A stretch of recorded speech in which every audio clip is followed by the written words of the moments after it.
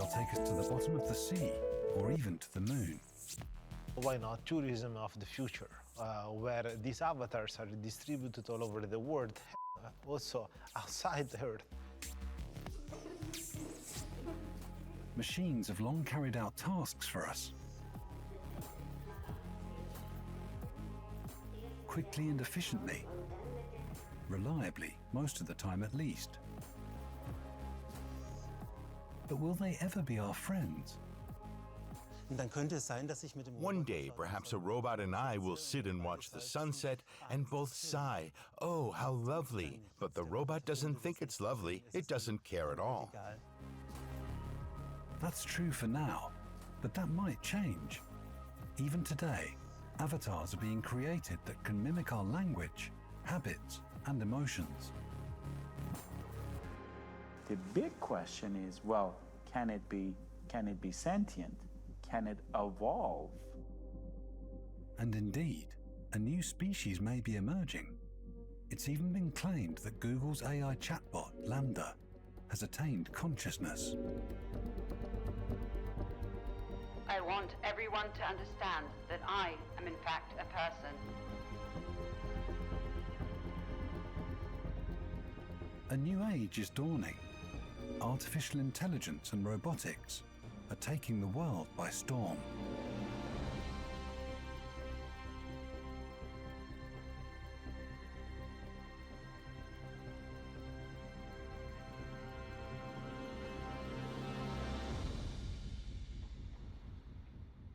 For me, the future begins in Genoa, Italy, where one of the most sophisticated robots has been developed.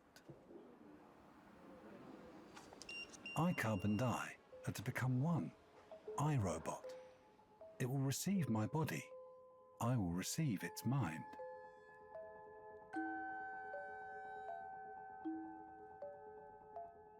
It's an unusual kind of out-of-body experience. I control iCub with my movements, and it sends me its sensory impressions in return. I can feel, see, and hear through it. 2 or 3. Yeah, it tickles a bit. Vibriert schon. It's vibrating.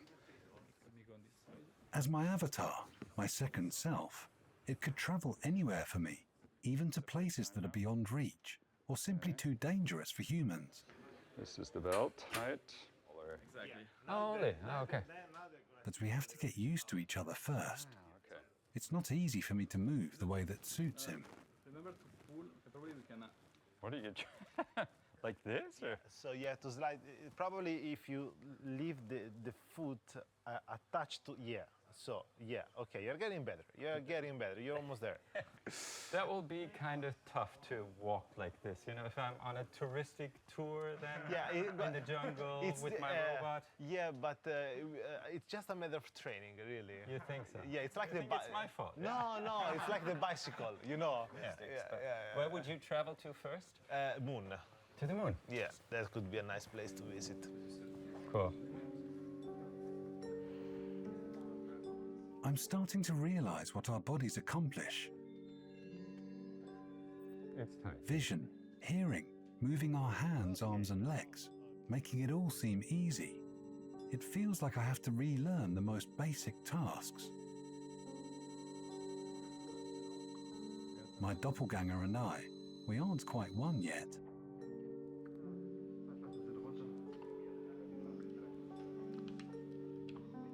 At some point, I start feeling sensations through my robot.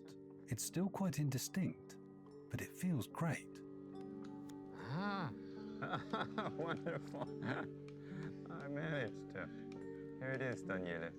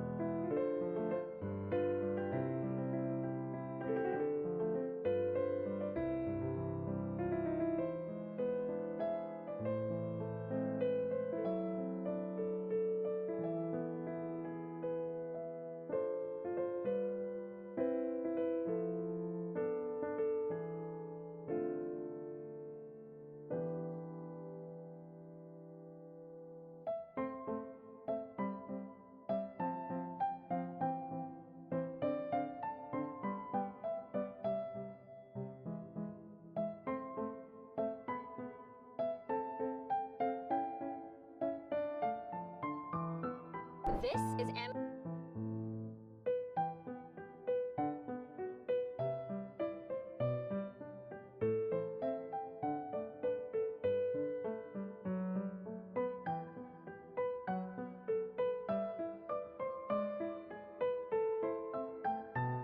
Il est déjà 7h10. Wake up, it's 2027. Ne traînez pas.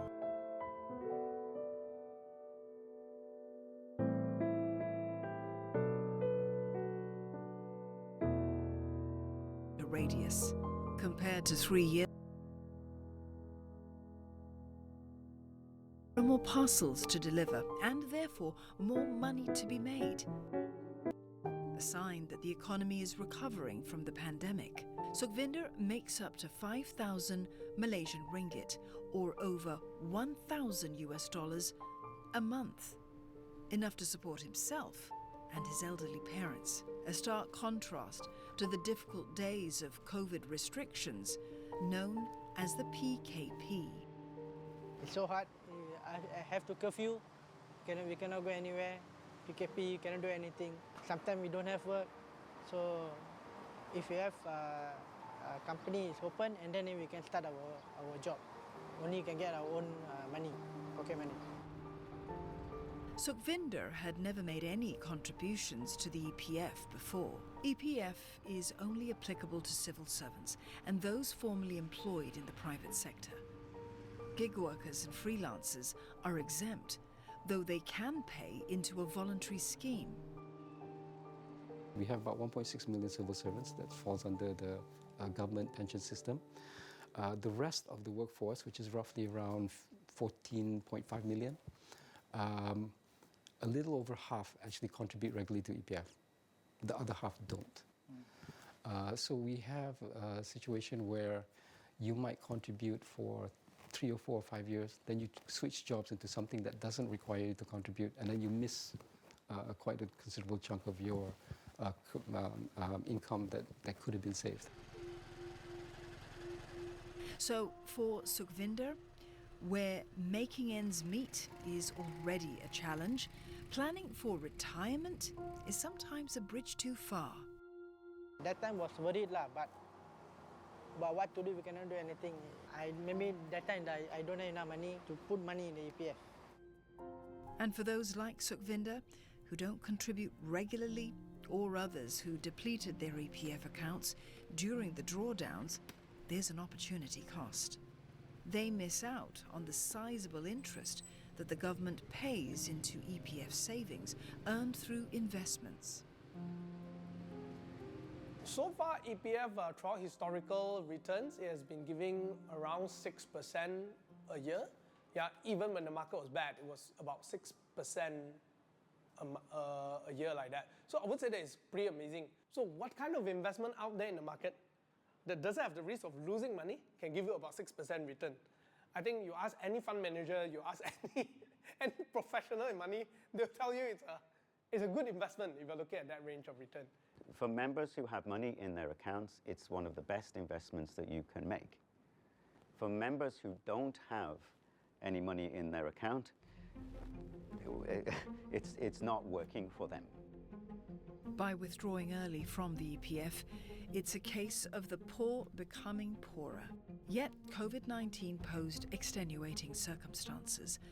The economy contracted 5.5%. Over 30,000 small and medium enterprises, or SMEs, were forced to shut down. Unemployment rose above 5%. Around 580,000 households, which previously were in the middle income category known as M40, slipped into the B40 group. B40 is the bottom 40% of the population. Malaysia's poverty rate also recorded a spike from 5.6% in 2019 to 8.4% in 2020. So while GDP, you can say GDP has improved, that's very good, but it's not yet translated to the well-being of the people because unemployment has not yet recovered, poverty has not yet recovered, the growth is not yet inclusive. It was under these conditions that then Prime Minister Muhyiddin Yassin allowed EPF members to dip into their retirement savings to help ease their financial hardship. The first such withdrawal was made in April 2020 under a scheme known as I-Lestari. All EPF contributors under the age of 55 could tap up to 500 Malaysian ringgit per month over a period of 12 months. In February 2021, the facility was further extended in the form of I-Sinar. Members could withdraw up to 10,000 Malaysian ringgit if they had 100,000 ringgit in their savings. The maximum withdrawal amount allowed was 60,000 Malaysian ringgit if they had 800,000. In June 2021, it was extended again. The new I-Chitra facility allowed up to a maximum of 5,000 Malaysian ringgit. Then, in April of 2022, EPF members were again allowed to withdraw from their account. In total, Malaysians were allowed to withdraw from their EPF 4 times. Now, with the pandemic in the rearview mirror, some question if unlocking the EPF was the right move. Critical time requires critical action. I don't disagree with whatever decision that have been made by Muhyiddin and Ismail Sabri, because given the depleted resources that the country had during that time to assist the needy people, maybe this is one of the options to tap on EPF savings to alleviate their situation at that critical juncture. It came down to survival. Of course, you know, you're going to have less money when you retire, but if you cannot survive at the moment because you can't eat, you know, there's probably a more critical problem that you have, you know, at that particular time. So it was necessary. Pencarum atau members of EPF ini, mereka yang request bukan kerajaan desak mereka suruh mereka ambil duit mereka, tak. Kerajaan dah bantu semua. Dalam semua sektor ekonomi ini, kerajaan telah bantu semua dan mereka beban. Cuma mereka yang minta KWSP ini kerana mereka nak memulakan hidup baru pasca COVID-19. Setelah mereka dah, orang kata, sangat susah. Yet others looked on the decision more harshly. It was a disastrous move, in my opinion. If you allowed them to withdraw, they would wipe out their savings and then they would have no savings for their pension. Dr. Muhammad Abdul Khalid was the economic advisor to the former Prime Minister, Dr. Mahathir Mohamad, during his second tenure in office. He didn't mince words on his critique. During the period, a lot of people no jobs, no money. What should have been done? Instead of asking the right to withdraw from EPF, which is for retirement, the government should give cash. It's not to ask people, you take from your saving. It is irresponsible.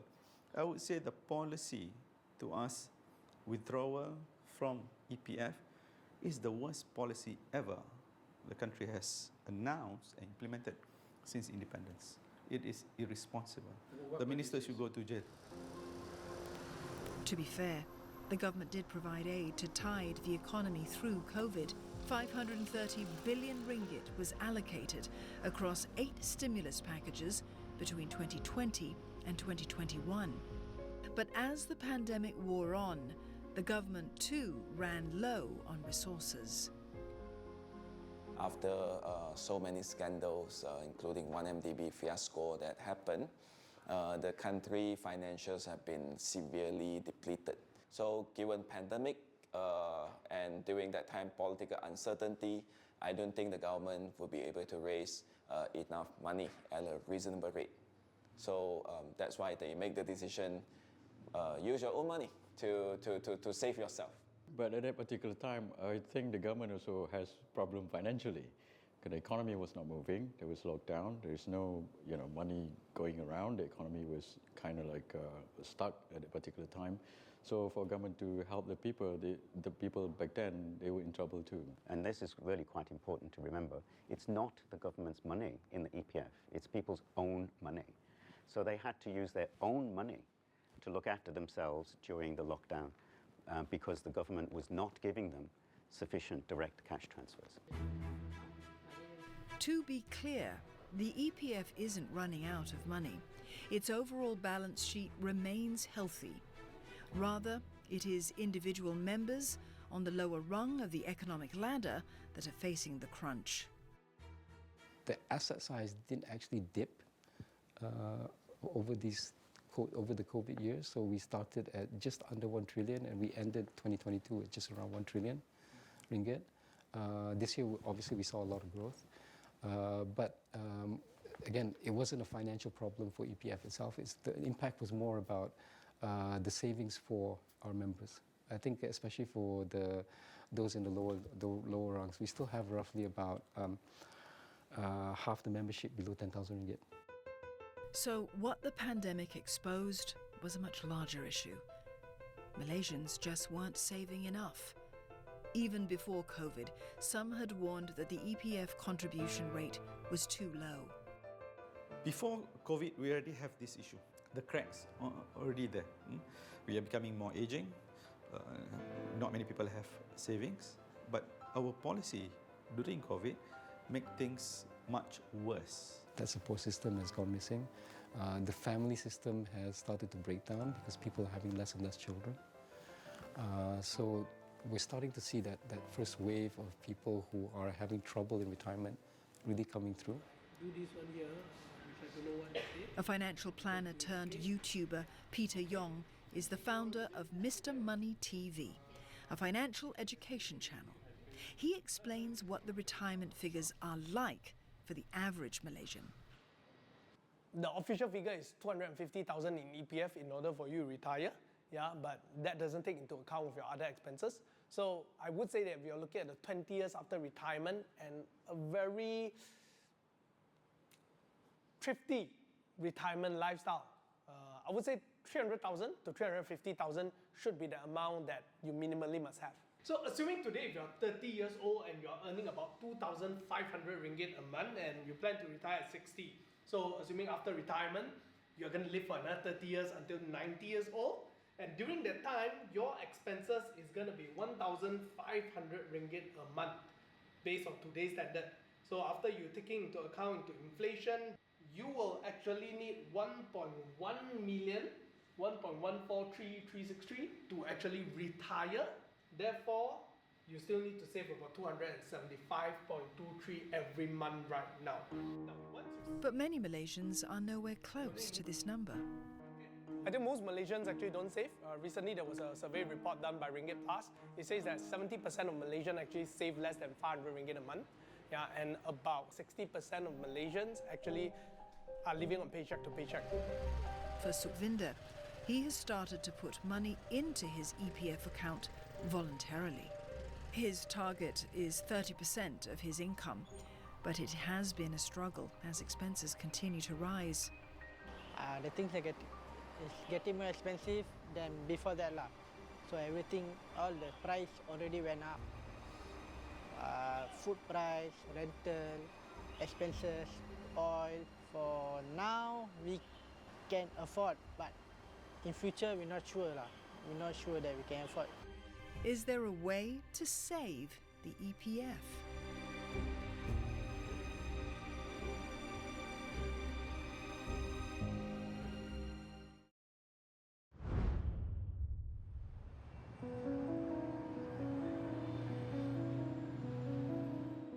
Before he became a taxi driver, Nur Azlan worked as a chauffeur and bodyguard.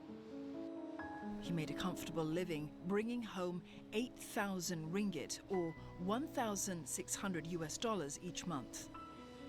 But due to poor financial planning, he didn't squirrel much income away. Memang kesilapan saya lah. Saya fikir benda ni akan berpanjangan, tapi tak sangka macam ini jadinya kan. Jadi saya tak ada pilihan lain. Alhamdulillah keadaan saya sihat. Jadi whatever pun saya kena usahakan macam mana untuk pembesaran anak saya dan perbelanjaan harian. Tapi agak sukar, memang sukar sangat lah. Whatever itu tanggungjawab saya, jadi saya kena usahakan. It has been some months since Nur Azlan made his 6-day journey by foot to protest the freeze on EPF monies. Assalamualaikum sahabat. Saya akan bermula berjalan daripada Tol Skudai sampai Istana Negara, insyaAllah. Kita sambung jalan lagi. Other than a few blisters, he gained little else. The government didn't acquiesce to another round of EPF withdrawal, citing the improving economic conditions. I think it's a big no. Unemployment rate is at the lowest now compared to during pandemic. It's now hovering at about 3-ish%, which I think is really not extremely difficult for you to find a job. And why resort to getting your savings when actually you can, try to look for a job. And government is also giving other support by means of cash transfer, also giving some other aids to assist people via Rama initiative. And so now is really time to save for our future, and it's really time to readjust our lifestyle to make sure you can have a decent retirement life later. In 2022, Malaysia's GDP grew by a healthy 8.7%. Signs of recovery are everywhere, including the live entertainment scene. I have a big piece of news to share with you guys. Over the lockdown period, I managed to score myself a sugar daddy. You guys want to know what my sugar daddy's name is? EPF, guys, alright? 39-year-old Charmaine Othman is a recognizable figure in the Malaysian comedy circuit. She has made a name for herself as a stand-up comedian, screenwriter, actor, producer and director. The minute I came out of my mom, all my aunties would have gathered around my mom and asked, Charmaine, bila nak kahwin? When COVID-19 halted live entertainment, it also cut off many of Charmaine's income streams. She even had to sell her 12-year-old car to help support herself financially. So when the government announced that EPF contributors were allowed to withdraw their savings, she didn't even think twice about it. I was actually quite surprised with the amount I had, all the dividends that it collected over the years. I think the security of having a roof over my head, I didn't want to get evicted, and even with the little writing jobs that I had, the payment structure is very spread out. So I was just scared, what if I didn't make enough to pay my rent? So that's why I took out my EPF money just so I could pay rent. But unlike Nur Azlan, she doesn't feel the need to dip into her EPF account anymore. Instead, she's become more conscious of her retirement needs.